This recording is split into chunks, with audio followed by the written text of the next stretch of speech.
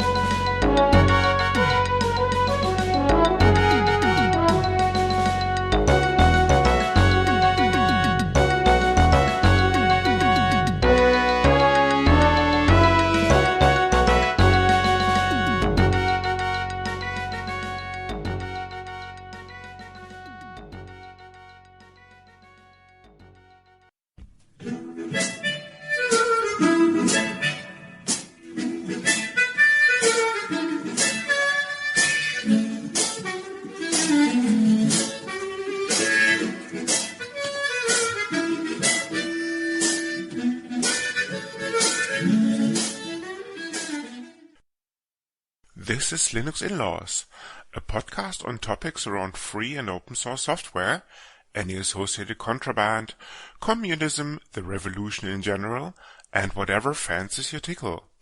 Please note that this and other episodes may contain strong language, offensive humor, and other certainly not politically correct language. You have been warned.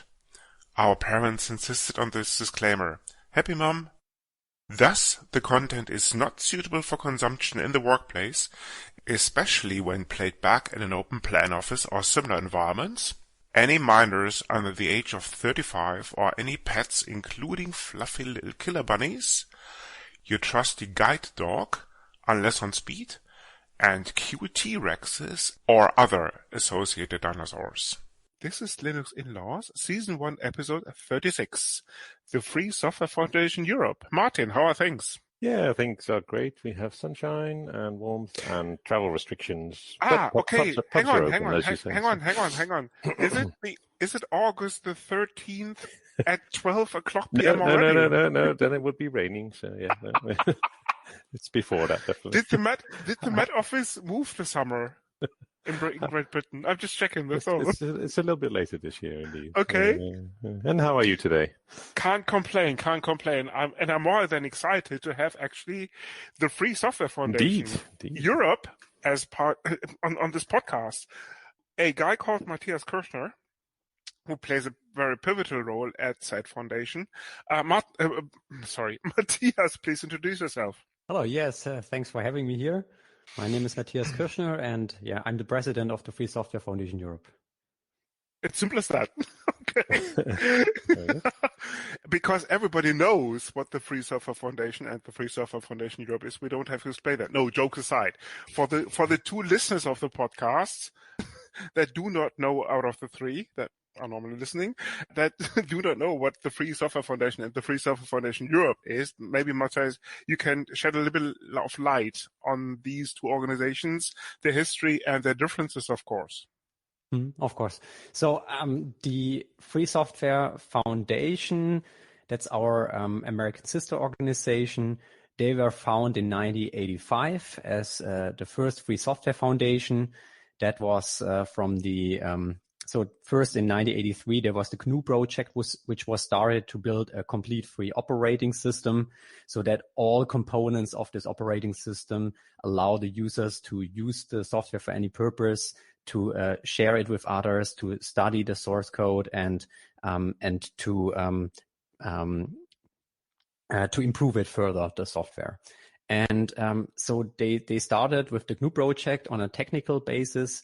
They set up the Free Software Foundation as a legal entity to accept donations and to be able to sell software. And then later, then in 2001, the Free Software Foundation Europe was founded. And we were founded as an independent sister organization, so there are no financial or personal overlaps about those two organizations. And the organization was founded to build, like the aim was to build a network, a Free Software Foundation network, so that each of those organizations are working for the same goals, go into the same direction, but can then, based on cultural backgrounds, approach this a little bit differently in their area. And so in 2001, the FSFE was founded. So this year we are celebrating our 20th birthday. And and since then, the Free Software Foundation Europe is working to promote software freedom in Europe. We are a charitable organization, and we have so our main mission is to empower users to control technology. So that's the rough overview, but let me know if I should go deeper into the different work areas and this other. Sure. Yeah, I'm sure we'll come to that in a minute. But I was just going to ask a question on your first description. I mean, understand the cultural differences between the US and Europe quite intimately myself. But so I think you mentioned that you are completely independent and have your own governing body and all the kind of things. Do you have any kind of coordination as well in terms of programs or messaging that you put out? So, I mean, usually it works like that we interact with each other, so that like the executive director at the FSF is then talking with myself at the FSFE. We talk about different projects going on, let us know about what is upcoming, and then have also discussions and bring people in contact when there is something coming up. There have also been some times where this cooperation, I mean, sometimes it works better, sometimes it works less good, depending on who is at the moment working on what and how much time they have available, and if there is at the moment common interest on some topics, or if at the moment they focus a little bit on different areas. So that's the main cooperation there. The main part which keeps the organizations together is the same vision, the same idea where we want to go, that users should be empowered to control technology. And then on some of those aspects, there is then cooperation there. There are meetings between the organizations, but as there are no overlapping staff or other like financial, like joint project where financials are distributed or so, it's a little bit looser than you might see in some other organizations. Okay. Yeah, no, it sounds like you have a lot of freedom in terms of what you do in Europe, and then there is no direct organizational link, right? It's purely on a conversational basis. And is there a similar kind of organization in Asia, perhaps, or that you're aware of? I'm not personally. So, I mean, from the official FSFs, there is the Free Software Foundation in India, and the Free Software Foundation Latin America. Okay. The Free Software Foundation Europe and the FSF, they are the two organizations who also have staff and so also larger finances to pay people to work on those goals. The others are volunteer organizations at the moment. Right. So you can presumably achieve more as well with permanent staff, I imagine. Yeah. Okay. And so you mentioned the empowering people to control technology piece there. So, I mean, that comes down to the basis of why the FSF and the FSFE exist. But do you want to expand on that a little bit more? Because, I mean, if we talk about technology and people being able to, empower people to control it, then, okay, we are of a generation that we're all used to using technology and computers and all that kind of stuff, right? But let's say, Chris's grandma, she probably hasn't seen a computer in her life from up close. So is that something she that has? But it's a different story. she probably was pushed on in front of her nose by Chris. She said, "What is this thing?" Yeah. I mean, actually, that's very good. The question about that is very close to our mission statement in general. Then it's, I mean, we are living in a world where software is deeply involved in all aspects of our life, and it's becoming more and more and more, and not less at the moment. And that's why it's important that this technology empowers people rather than restricts them. And our belief is that free software gives everybody the right to use, study, share, and improve software. This then also helps to support other fundamental rights in society, like freedom of speech, freedom of press, or privacy. And so it's, I mean, when I talk to people who are not so deep into the technology, I often explain it also that, I mean, we have, in a democratic society, you distribute power. So you have different institutions like the judiciary, the legislation, legislators, and the executive. You have different layers in government, like federal, states, regions, or however they are called. And so there is some checks and balances between those institutions. And that's something which is element and a big element for democracies.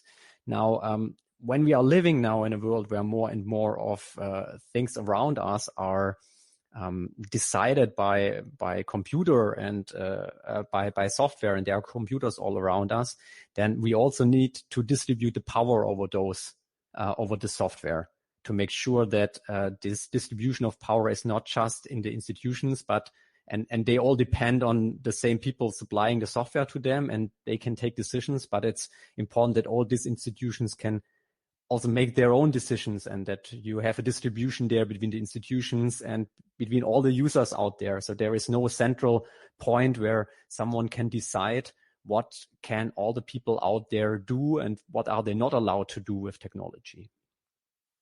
This is very close to an original statement I read ages ago from a guy called Richard Stallman. Maybe now is the time to go back in history a little bit and to go into a little bit of detail where the FSF and, of course, subsequently the FSFE came from, and the overall mission behind what is pretty close, A, to my heart, and B, almost, I'm tempted to say, to communism. Because at the end of the day, we're talking about distributing knowledge, power, ideas, and that ideas should be free, so should be software. I mean, so first of all, I'm not sure.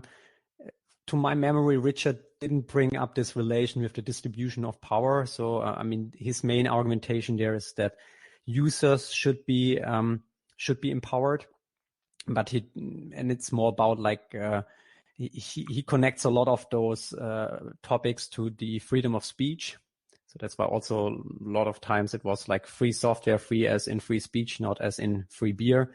Was one of the explanations which he did there. I think it's free software is something which you cannot put into one of the other systems like communism or capitalism or liberalism or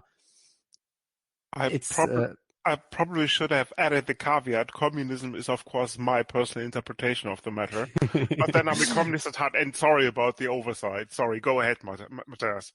Yeah, so I think it's something where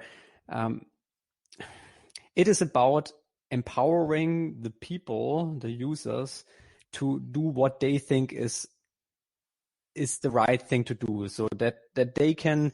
That they are not restricted by software, but that they can change the software to what they want to do and not have to do what someone else decided through the software what they have to do.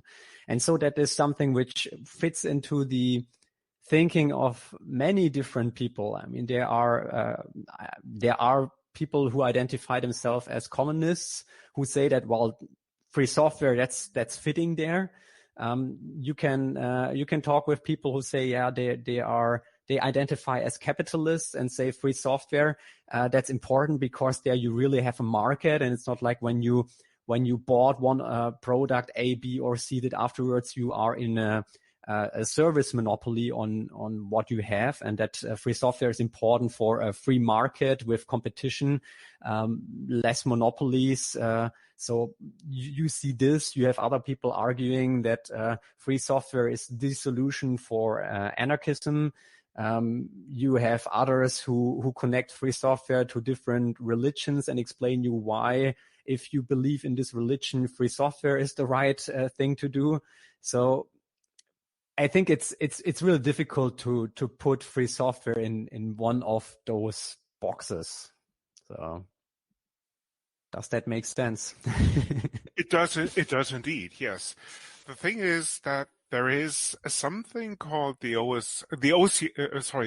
Source Initiative in terms of the definition of open source. Maybe for some of our listeners who are not familiar with the OSI definition, maybe we should touch upon this briefly, because I think the FSF and the FSFE and the OSI share certain goals in that respect. You mentioned some of the aspects already. Full teaser, there's an upcoming episode, or there was an episode, exactly. There was an episode about 2 episodes ago on open source licenses. For those people who missed this, maybe Matthias, now is the time to recap some of the OSI goals for open source software.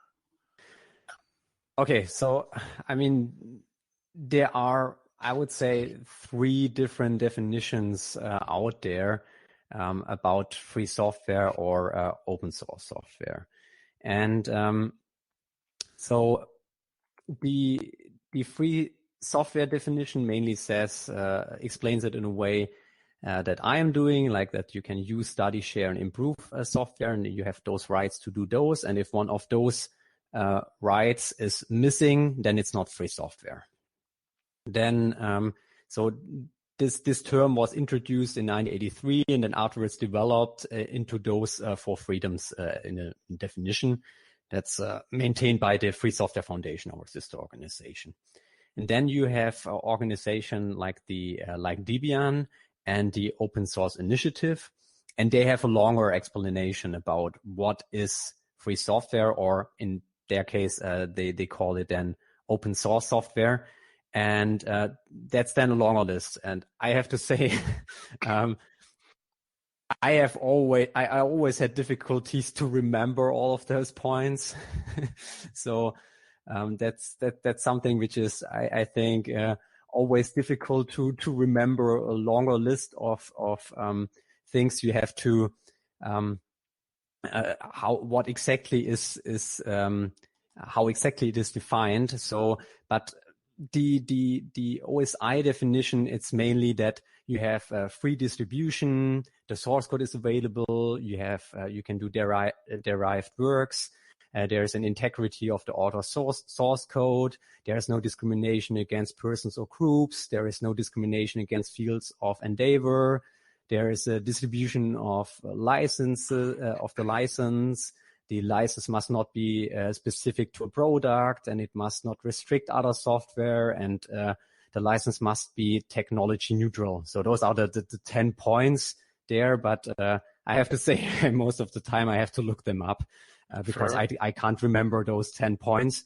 It's in the end something that is something that is also included in those 4 freedoms of the free software definition. And so I think it's way easier to remember, like, you study, share, and improve, and then deduct from that everybody is can for any purpose, without any restrictions, without reading or agreeing on any license term, use the software. You can share the software without limitations and help others, or do that also for the self-benefit by making money with it. You can study it, analyze and discuss the software, and for improving it, you can modify and adapt to fit your and others' needs. So it's in the end, it's then deducted from those 4 points. And to get back to that, I mean, the Free Software Foundation, mainly Richard Stallman, defined those freedoms there, and then later in 1998, the Open Source Initiative was founded, and they wanted to find a term for free software that they can better use when they are talking in the commercial context. And so that was brought up as a marketing term for free software. Okay. That's why we also use those two terms. They are synonyms for the same software. So I mean, when the FSF and the OSI look at the different licenses, and the FSF looks, is this a free software license? And the OSI will ask the question, is that an open source license? They will almost always come to the same conclusion. There are very few times when there was a different decision there about licenses, which honestly I think don't matter. So an interesting trait, and that has been very insightful, Matthias, but an interesting trait of this whole setup is the unrestricted use of software, of free and open source software, I should add. There has been a little bit of controversy over the last 5 to 7 years around this. Few companies, for example, came up with something called the Common Clause, and the subsequent, well, for want of a better expression, controversy, to avoid the term shitstorm, tells its own tale. Any thoughts on this? So, I mean, as long as the FSFE was working on these topics, we saw that, I mean, first, there are more and more companies understand why free software is good for them and how they can benefit by using free software and by basing their products on free software. And then some of them, they are running into some problems about their business models. So, I mean, one of the big advantages I see with free software is that you have to be very good, and you have to be really good at fulfilling the users' demands that people stick with you. So, and then it's easy. Other people can set up competing offers to what you are doing when you're doing free software. And so I can understand that there are some companies who then try to include other clauses, other restrictions to the software so that it's easier for them to make money with the software. And the problem there is then when this is done in a way which is then restricting those one or some of the rights which should be there in a free software license.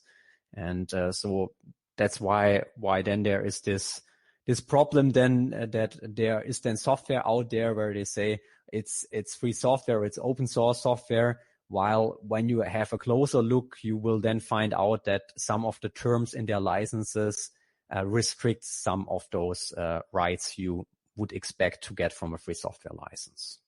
No, there are, as Chris mentioned, we have a episode on on open source licensing. But I mean, the point is kind of twofold, right? One is organizations making money off free software because it's available, it's free, and in terms of your definitions. But by the other token, the development of those software products or projects, whatever you want to however you want to define them, those don't benefit nearly as much from those. And so the point I'm making here is really that there isn't much of a financial incentive for the actual developers themselves, except when a project or a piece of software is being productized and monetized through an organization, right? So how do you see that? We had several people talking on this subject. I wondered what your opinion was on how this could be more sustainable in terms of keeping those projects going and to the quality level that they need as well, right? So, I mean, just to clarify on that point, the FSFE, we always encourage people to ask for money for what they are doing. So if you are developing free software, we think it's good for the sustainability if you can base a business model on this, so that you are paid for it, so that the work of maintaining a software over a longer time, that you can actually do this, that you have the resources to work on this for a longer time. We have seen that way too often, that some people started something, it's included in all kind of solutions.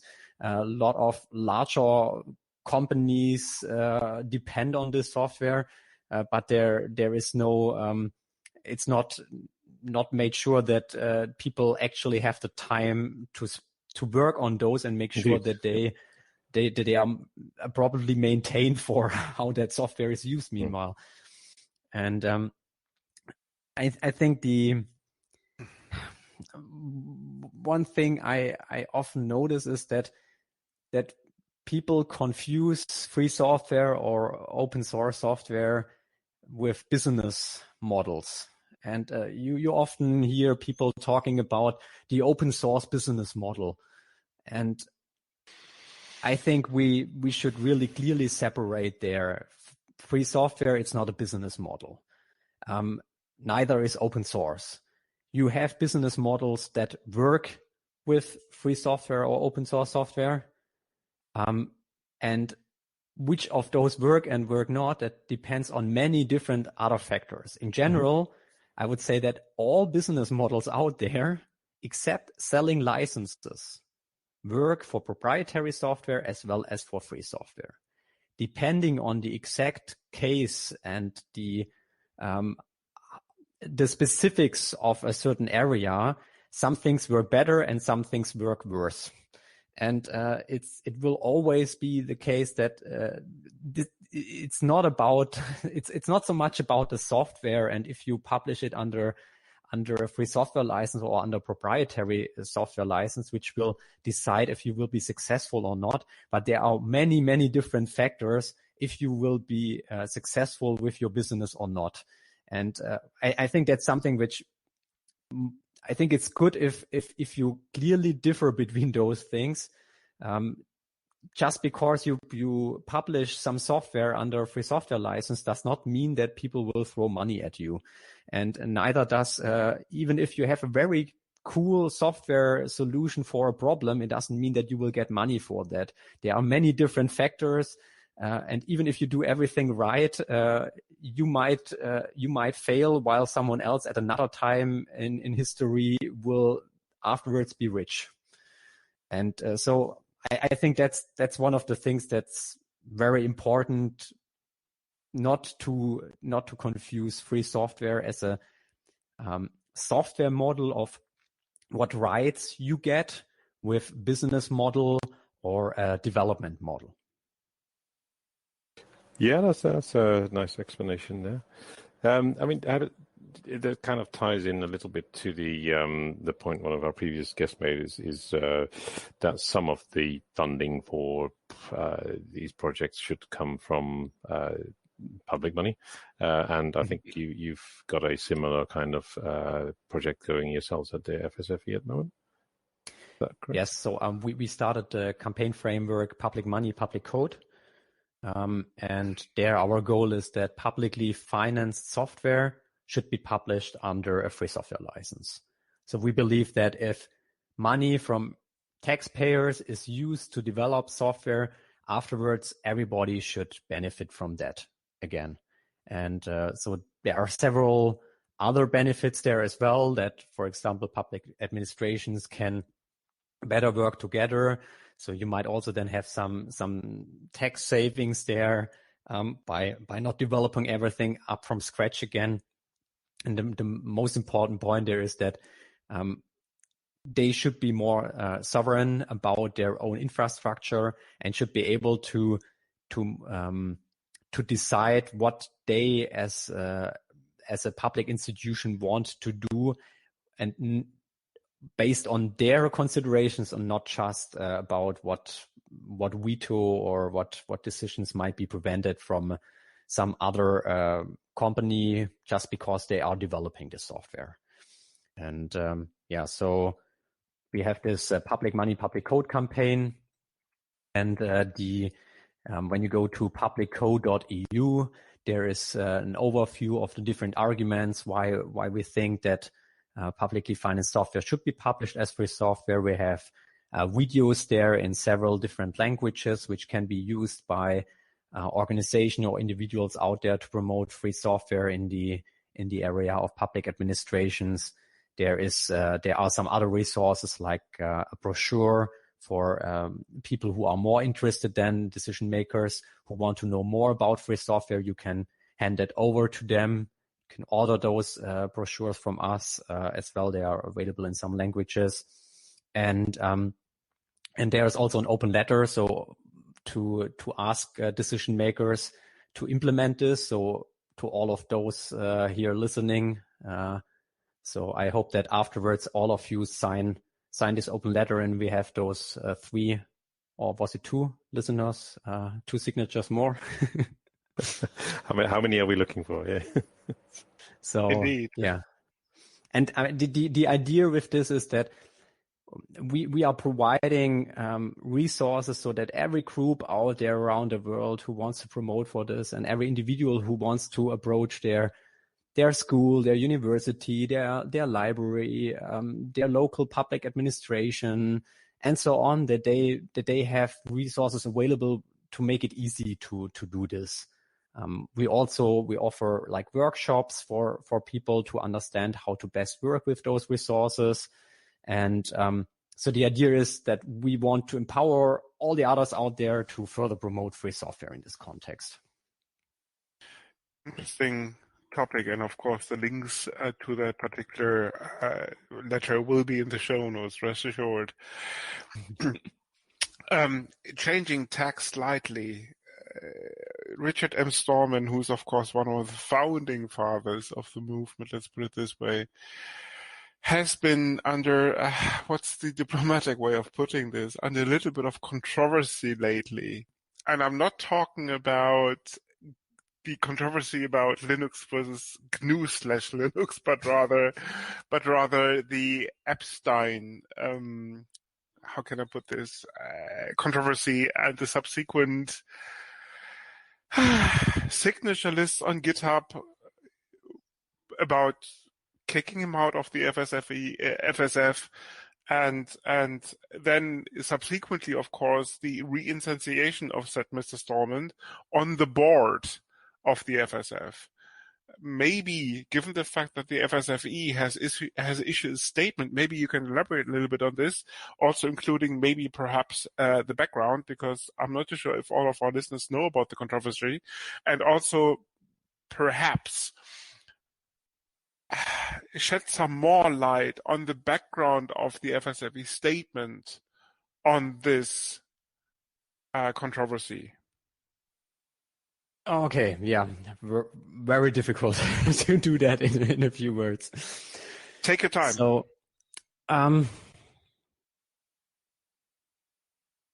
yes, so Richard Stallman, the year before he stepped down after there was a public controversy. I think it's still something which many different people have different understandings what this was about, and it's very difficult to explain that. But I think that's something where some people might have to do their own research and make up their own mind why that exactly happened.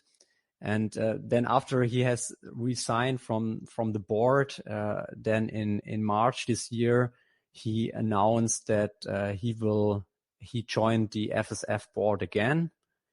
And that was something which we ourselves just learned through the public announcement by Richard Stallman, that he is part of the board of directors again of our sister organization. And while we disapproved this step, which for us also came as without any message of remorse or willingness to change, or like acknowledging what happened there and how people felt about that.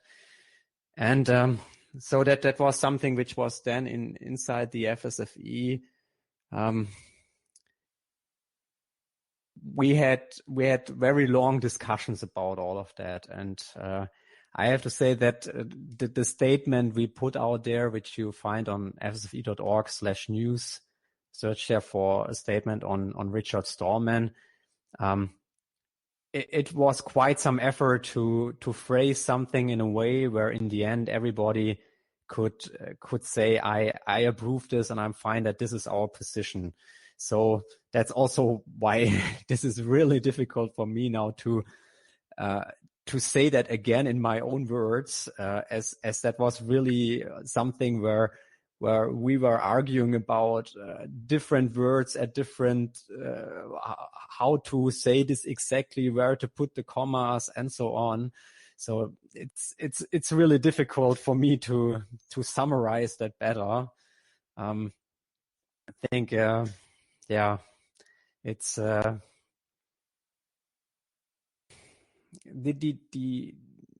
the main point is, I mean, what we said then in this statement is that we think it's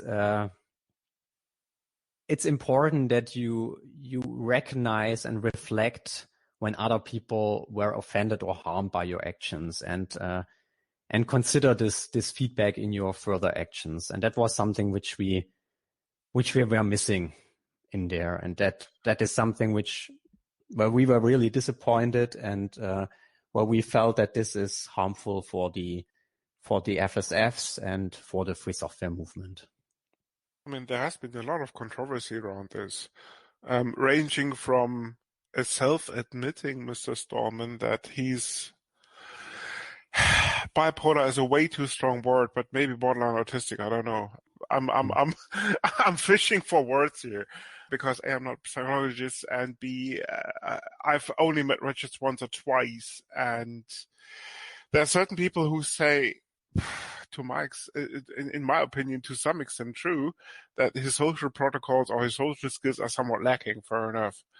On the other side, his contribution to the movement cannot be underestimated, because initially, of course, he came up with this whole notion when he was still studying at MIT, looking at the source code and then coming up with the idea that this source code that runs machines should be free. So it's a tricky one, let's put it this way. And I fully understand that there are, I don't know what the current number is, but the last time I looked at the signature list on GitHub, they were kind of clocking in at maybe 5, maybe six digits. So the controversy runs high even in the community. So I reckon, but to the best of my knowledge, he hasn't stepped down, right? So he's still a member of the FSF board that has rejoined for the time being. Yes. If I'm completely mistaken, yes. To my knowledge, that's right. Yes. I mean, it's just to make to clarify in that point that because that was one point where I think several people might have misunderstood our statement a little bit. So the contribution Richard Stallman made for the free software movement, especially in the beginning on defining the 4 freedoms and explaining all of the different topics in his several articles, that's something which that's that's why this movement was started, and it's a huge value. And I think that's something which, I mean, at least for the FSFE, I know it, but also several people who signed one of those statements, they see this as something that is a huge value there. And it's also, I mean, for myself, I mean, his writings, they have been the reason why I was convinced that this is such an important topic that I want to dedicate a large amount of my life to work on those issues and help to improve society on this and make sure that the users are empowered there. And so that's something which is, I think you cannot underestimate the significance he had for the free software movement and for the future of our societies by having started all of that.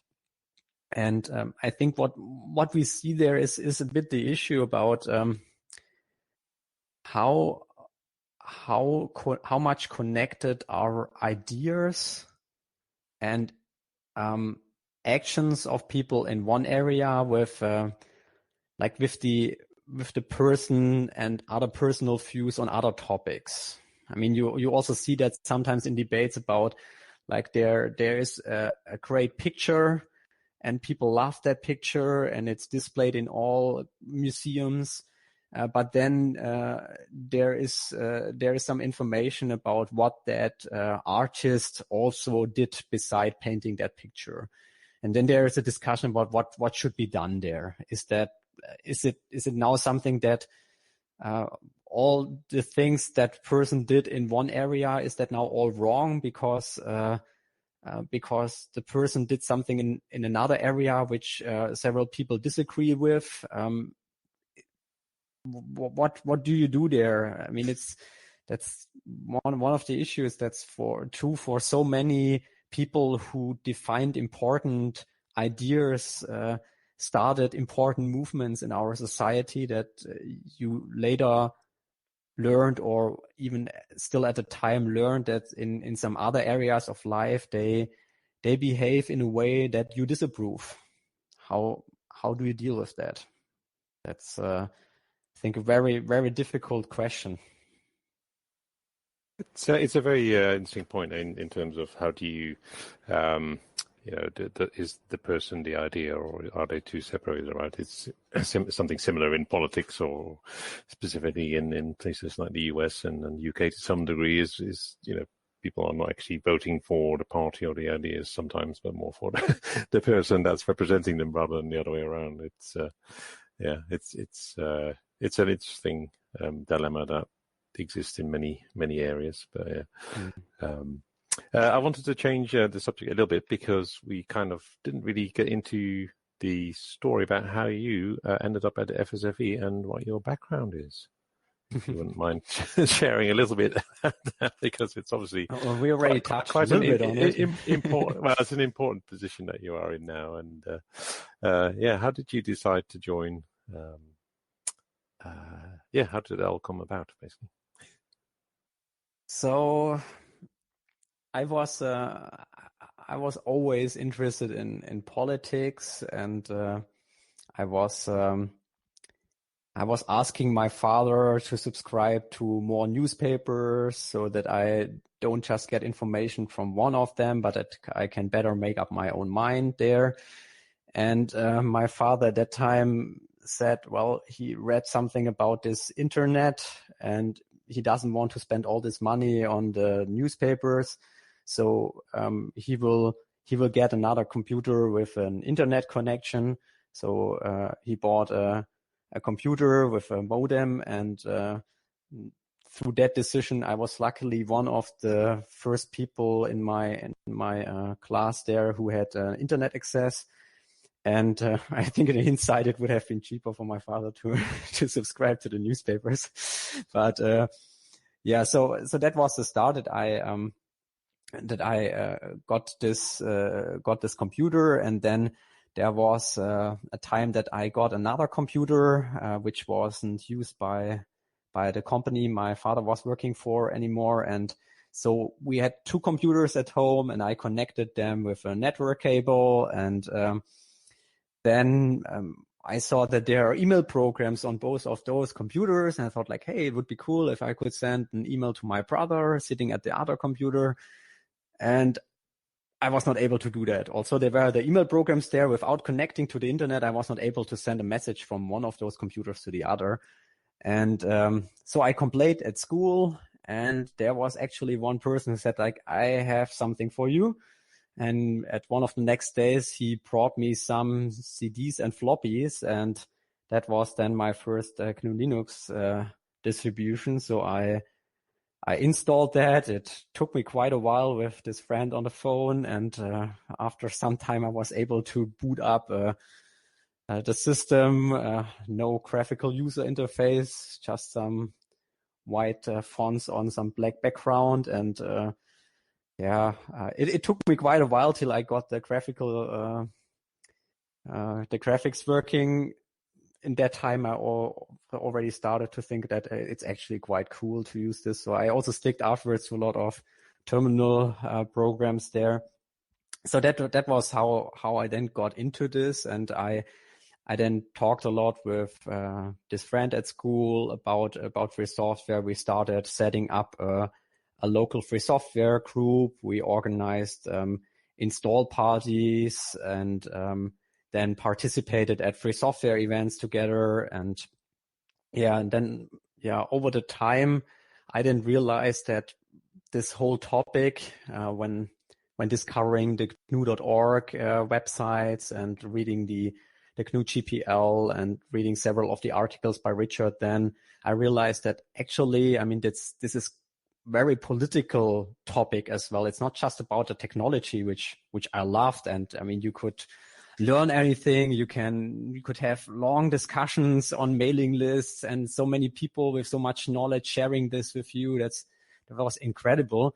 I thought but it's also a very significant political topic. And somehow at that time, I thought that while with the technical topics, there are so many people out there who help you to understand it, it's very difficult to understand the political systems.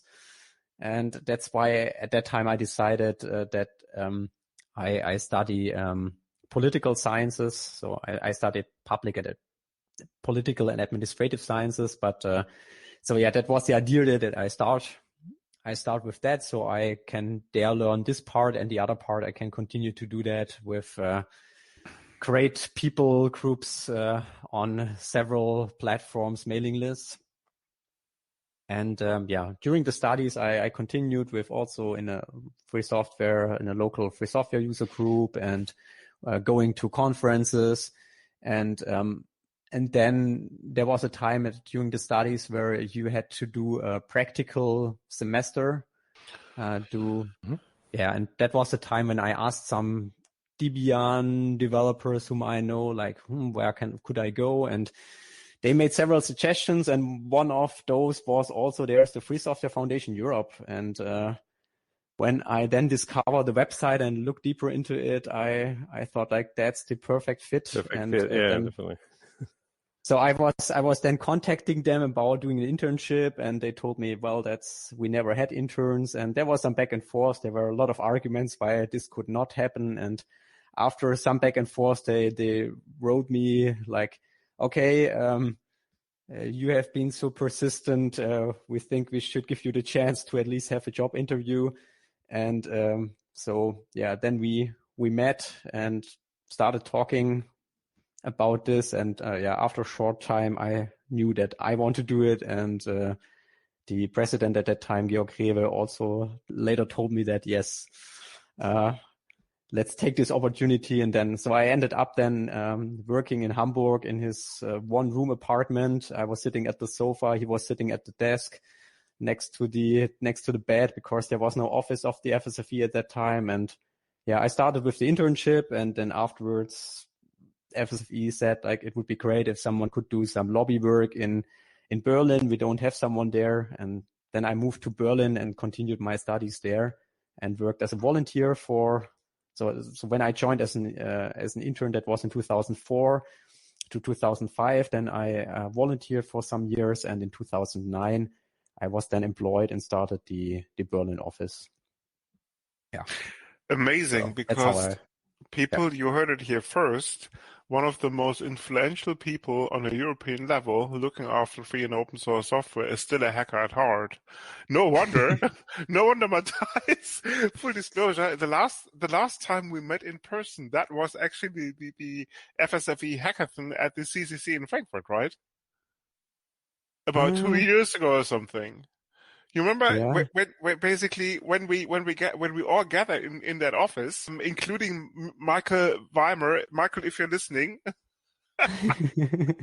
full marks. And then basically when we ventured outside and got that pizza, remember, with the cheap red wine that the place threw in for free.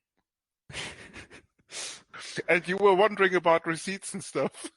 Maybe it was me. I can't remember. Is this where you want to cut the story short for what happens next? I don't remember the specifics at the moment, but that I take care about the receipts. That it makes sense, even if I don't remember. I mean, all of the VIPs of the FSFE were there for this website hackathon. I think that was 2019 or 2018. I can't even remember. But I mean, we picked the place, and it was of course, Chaos Computer Club in Frankfurt. They sponsored the venue, and about 20, maybe 30 people turned up. And yes, there must be a photo because it was the day of the towel, right? It was Global Towels Day or something. And that was the first. If you remember, that was the photo we took before it all started to go south, down, whatever you want to call it, as people really shocking in terms of producing lines of code for the FSFE website. But trip down memory lane. Martin, I'm sure you had another question too. No, I was just interested in what happened after the pizza. Yeah. Apart from... We cannot disclose this, of course. Usually after the pizza, I mean, at the webathons I participated for the FSFE web team, they most of the time then continue to either work on those topics or at least discuss this or discuss other free software topics in the evening. So I think till very lately. Yeah, I think I left around midnight or something, but still, people were still working on the website. Yeah, that's something which I mean, for me is one of the greatest things working for the Free Software Foundation Europe, that we as an organization, we have a large community with so many volunteers who spend so much time on those topics. And I mean, then being in the position of doing this in a full-time capacity, then being paid for it, that's such an honor. Then seeing how many people then do this in their free time and spend the evenings or the weekends working for those goals together. That's something of one of the parts in my work, which is the most fulfilling part there, that we have so many people who constantly work on those topics for such a long time. And even in times when, I mean, I think one of the things in the FSFE's work is that it's very difficult to get fast successes. So a lot of the things we work on, it depends on long-term work and being patient, being persistent, and so that's something which needs also some certain kind of person to spend so much time over a longer period to accomplish things there.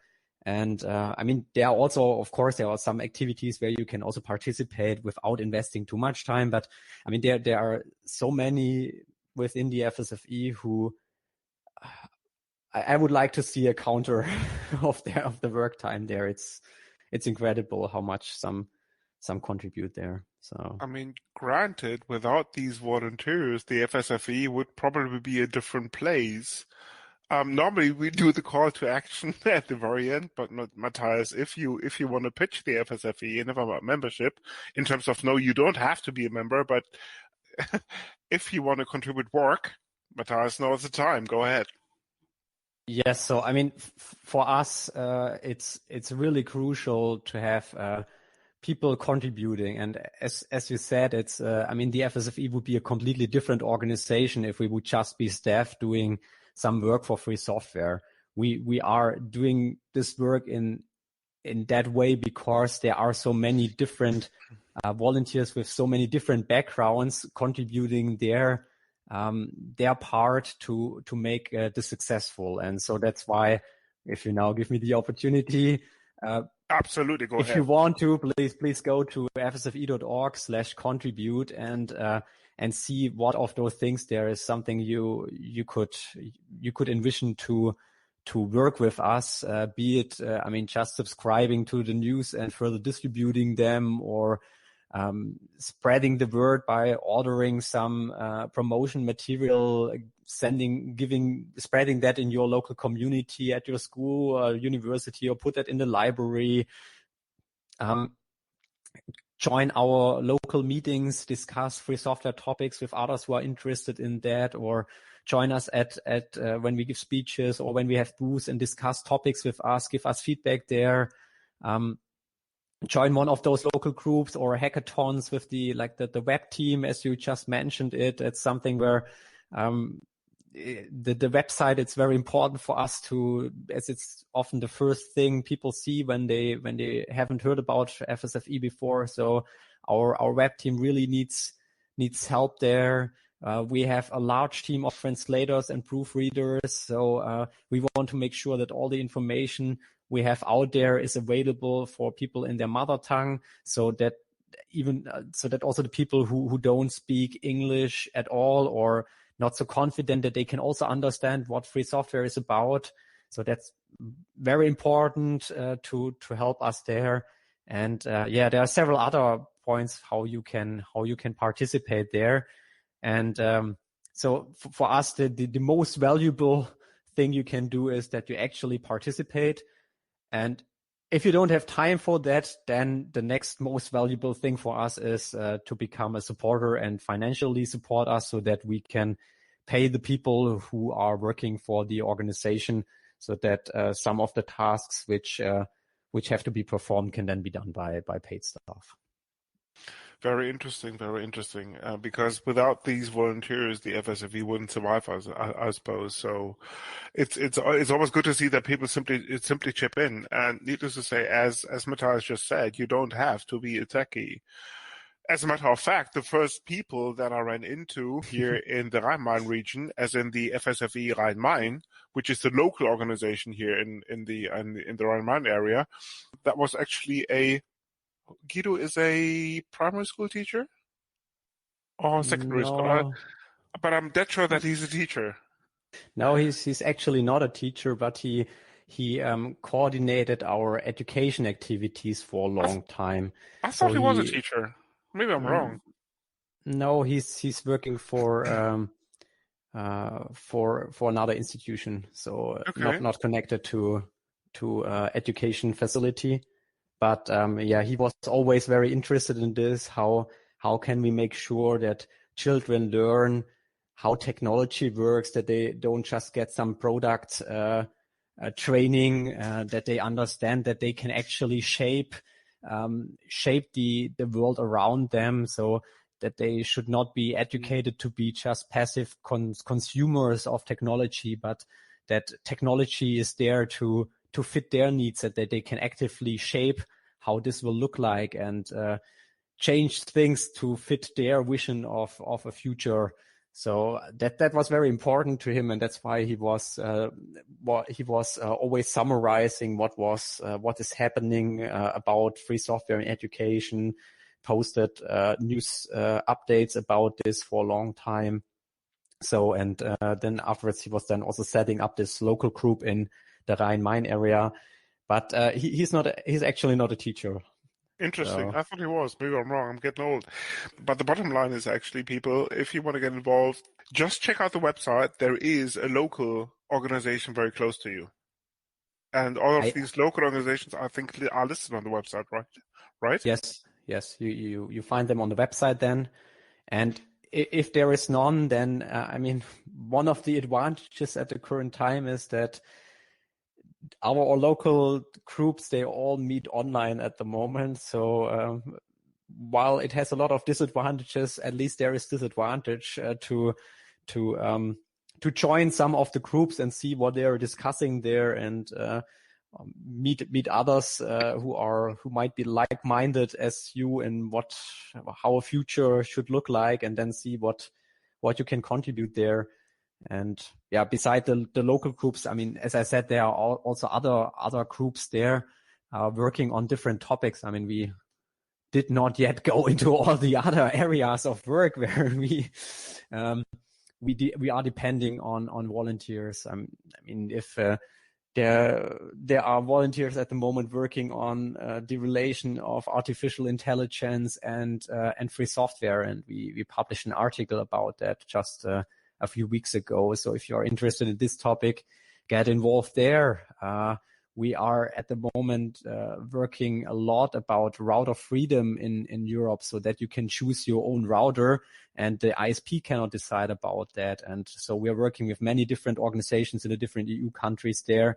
So if you hear about that, please check out our website and see what might be the status in your country. We have an activity package there, what you can do to help us to promote the idea of router freedom in your country at the moment. There are other activities like Free or Android, where we want to help people to have a mobile phone with as much free software as possible. So that's all something where you can get involved. And many different other activities which you might want to get engaged in. Yeah, that sounds great. I mean, presumably the router freedom and phone freedom are some of the things that people touch every day. But if we, if to bring your message to the biggest possible audience and into the future, I guess, is are you doing much with schools in terms of educating people there, and what? Because obviously, the kids today, they use their proprietary stuff quite a lot, let's put it that way. So is there a big job to do there still, do you reckon? And sorry, before you answer that, Matthias, I just want to chip in. Freeing your local robot is always a good idea in terms of Android. Sorry, go ahead, Matthias. So, I mean, for the in the education area, in the last time there was a less activity than I would wish that the FSFE is doing. And so if people are interested there, that would be really great, because I mean that's the downside, of course, with that sometimes there are people who are dedicated, they work on something, and then there might be some circumstances that they don't have as much time anymore. And if you then don't have a larger group working on the topic, it could happen that the work an organization can do on a certain topic then also decreases. And that's the point there, that I mean, FSFE depends a lot on people who say that this is an important topic for me and I want to invest time into this. And now with the education area, if you're interested in this, reach out to us so we can see what with your motivation, what you would like to do, and with the skills you have, what can be done there.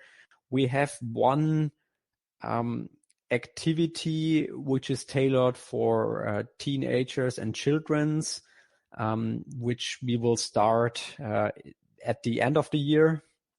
And but that's something which is at the moment still in the phase of further defining exactly how to do that. But yeah, there's something upcoming there. One of the best ways to make sure that when you're interested in this area, that you know when this is starting is that you go on FSFE.org, and then there is a blue box there where you can subscribe to our email updates, and then you will receive updates from us, not like every day, not like every second day, but some messages like once a month, sometimes 2 or 3 times a month, something like that. And then you will not miss it when there are some updates there, and there's an activity where you can participate. That's great. Thank you.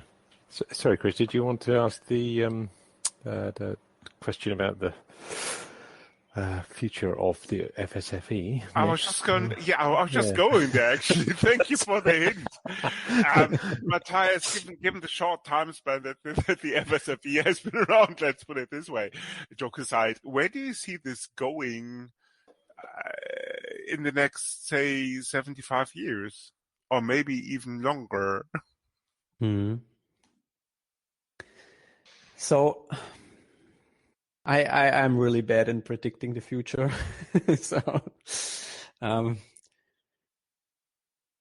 I think that one of the crucial points will be if we accomplish it, that people will understand that software freedom is a crucial freedom for our society, and that it's equally important as other freedoms we have in our society, like freedom of speech, freedom of the press, freedom of assembly.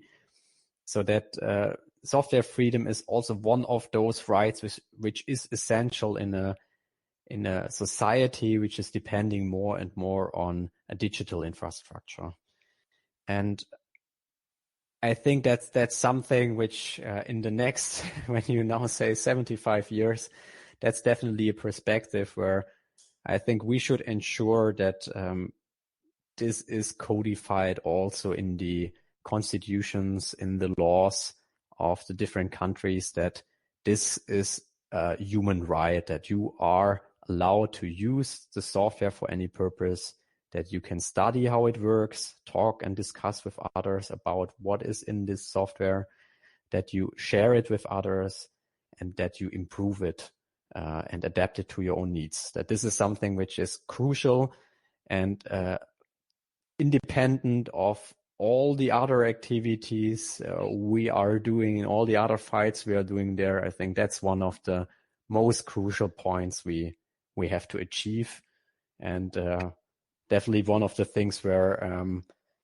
for the FSFE I want to continue to work, that people realize that this is an important step societies should go, and that they then actually implement this.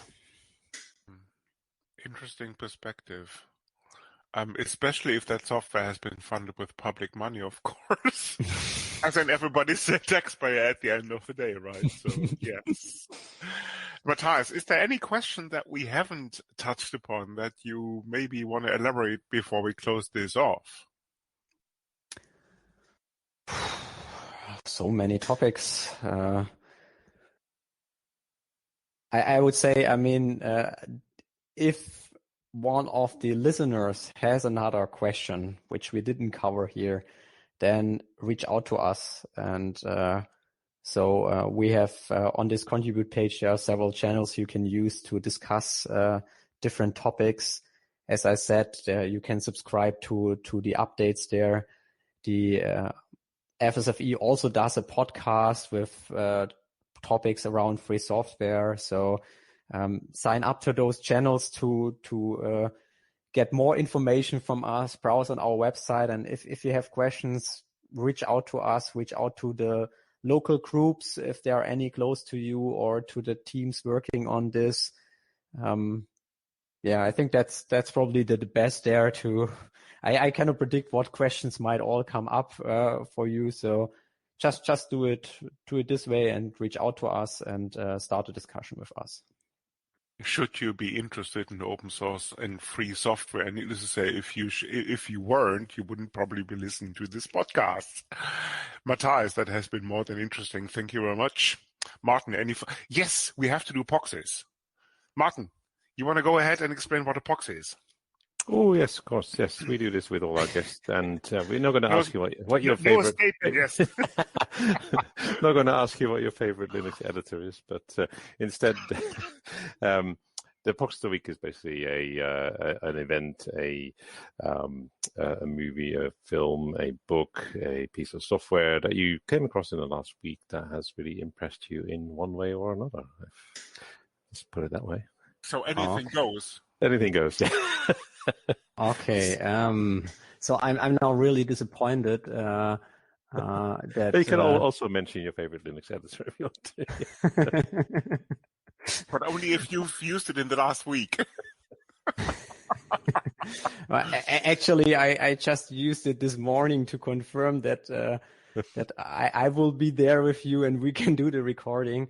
So yeah, but I will now not talk about the editor of the beast, and instead, as you asked me, I'll go and choose a book which I recently read and this week already recommended 3 times again, and the weeks before also recommended several times, and which I already now bought as a gift and sent it to several people. So yeah, it's not about free software directly, but it's about the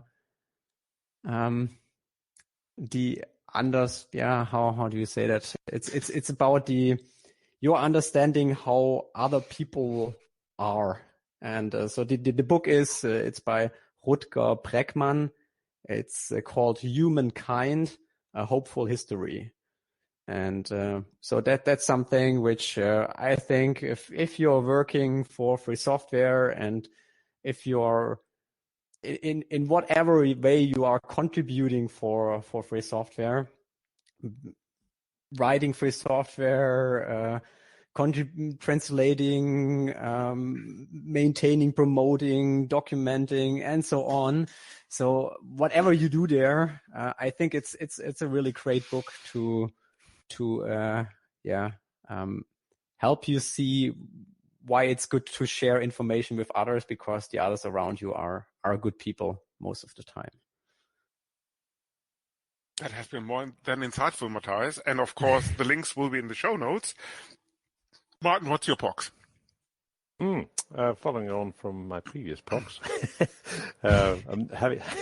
having moved on from Live on Mars, we have Ashes to Ashes next, which is set in the 80s. Similar This theme. is close to The Handmaid's Tale, right? Not quite. No? Not quite. Okay. Links, of course, will be in the show notes. Indeed. What about yourself? First of all, full credits have to go to the Great British, /UK Met Office for bringing in the summer early, because apparently we now have a prolonged period of absent rain in the UK, at least 2 days where the sun has been shining and temperatures were above 10 degrees centigrade. So Met Office, if you're listening, full marks. And of course, the second box that I have is actually a guy called Karl Marx, funny enough, who wrote a very important book called, in German, Das Kapital. If you would translate this, you would end up at the capital, which of course doesn't translate because that would be the central city of a country. So links will be in the show notes. If you haven't read this, people, please do, if you're interested in the central idea of communism and why this is important to some extent. And unfortunately, Karl, at the time of writing, wasn't aware of free software because the whole thing hadn't been invented yet. We were looking at, 1800s or something. Sorry, in 1900s, right? If I'm not completely mistaken. So Industrial Revolution time frame, but it's still worth a read because the philosophy behind this text still applies. And with that, I would like to thank... Also, I think yes. you should mention, having read parts of it during my studies, it's not the easiest read. No, it's not. And if you manage to read in German, full marks to you. Of course, translations are available, but there's a little bit of a learning curve involved. So, but it's still a valid text for any philosophical background about the whole movement in terms of why goods should be distributed and all the rest of it. And don't mind the few flaws of the first implementations. As in software, it takes a few iterations, yes, to get it right. But apparently people are still working on this. Jokes aside, no, Matthias, thank you very much for being on the show. Indeed, Martin, you want to, yes, you want to, yeah, that's great. Yeah. You want to close it off? Okay, cool. No, thank you very much, Matthias. I think the FSFE is doing some brilliant work here, and I'm sure there'll be lots more to come in the future. And by that, thank you. Thanks to the both of you, and thanks a lot to all the people out there contributing to free software. This is the Linux Inlaws. You come for the knowledge, but stay for the madness. Thank you for listening. This podcast is licensed under the latest version of the Creative Commons license, Tab Attribution Share Alike. Credits for the intro music go to Blue Sea Roosters for the song Salute Margot, to Twin Flames for their piece called The Flow, used for the segment intros, and finally to Celestial Ground for their song Sweet Justice, used by the Dark Side. You find these and other ditties licensed under Creative Commons at Jamendo, a website dedicated to liberate the music industry from choking copyright legislation and other crap concepts.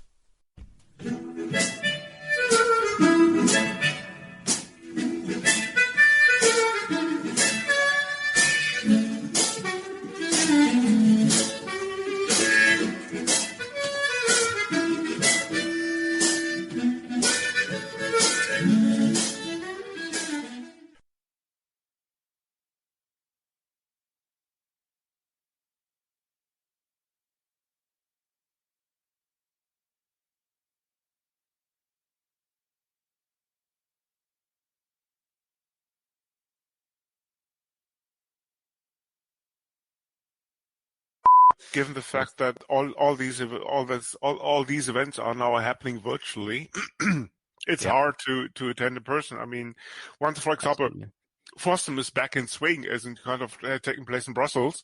The idea is actually to bribe Martin's wife so that he gets loose for a weekend and can travel to Brussels, and that's probably the first time we're going to do a podcast actually in person on site.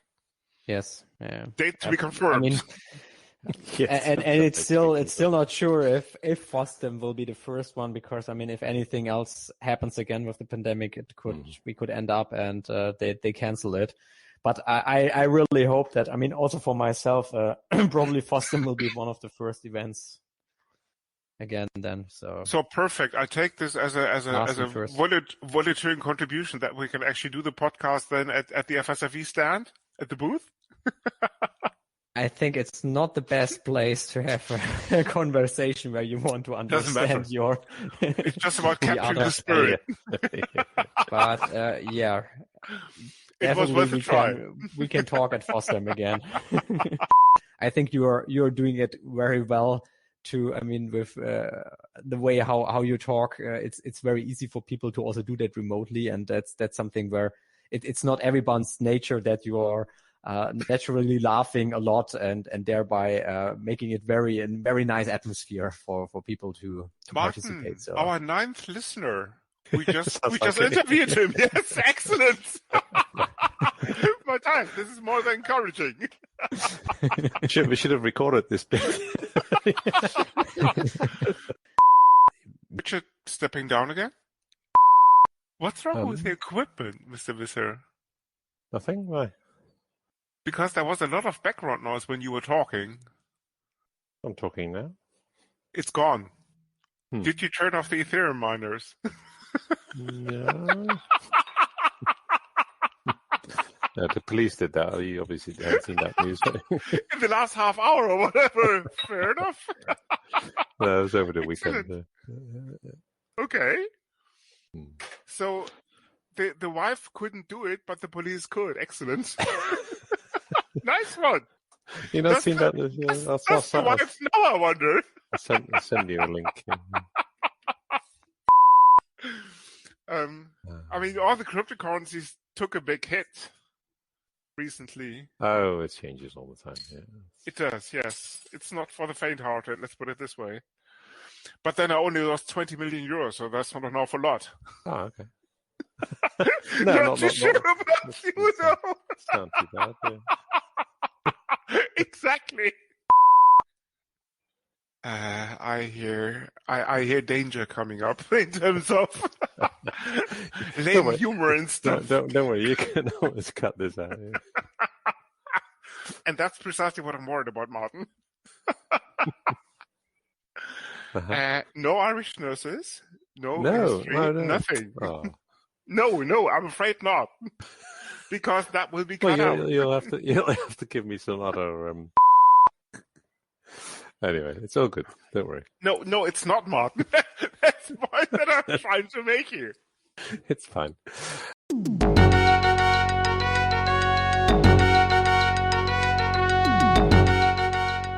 You've been listening to Hacker Public Radio at hackerpublicradio.org. We are a community podcast network that releases shows every weekday, Monday through Friday. Today's show, like all our shows, was contributed by an HPR listener like yourself. If you ever thought of recording a podcast, then click on our contribute link to find out how easy it really is.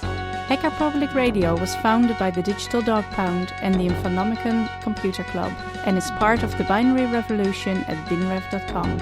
If you have comments on today's show, please email the host directly, leave a comment on the website, or record a follow-up episode yourself. Unless otherwise stated, today's show is released under a Creative Commons Attribution Share Alike 3.0 license.